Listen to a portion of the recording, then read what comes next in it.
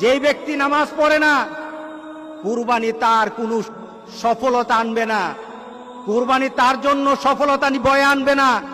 নামাজ নাই, কুরবানি হবে না তার, নামাজ ছাড়া কুরবানি হবে না। এটাই ধারাবাহিকতা। ইন্না আতাইনাকাল কাউসার ফাসাল্লি লিরাব্বিকা ওয়ানহার। নামাজ আগে, কুরবানি পরে। আর আমাদের সমাজে এমন মানুষ আছে নামাজ পড়ে না, কিন্তু লক্ষ লক্ষ টাকা দামের কুরবানি ছাড়ে না। তার মানে কি? সে দিন বুঝে না, সে ইসলাম বুঝে না, মুহাম্মদ সাল্লাল্লাহু আলাইহি সাল্লামকে দেওয়া আল্লাহর ঘোষণাও জানে না, ইব্রাহিম আলাইহিস সালামকে দেওয়া সেই কুরবানির নীতি জানে না। এই কুরবানি তার জন্য কোনো সফলতা বয়ে আনবে না। সুতরাং যারা কুরবানি দিচ্ছেন, আপনার নামাজ নাই, যারা উলামায়ে কেরাম কিন্তু বলেছেন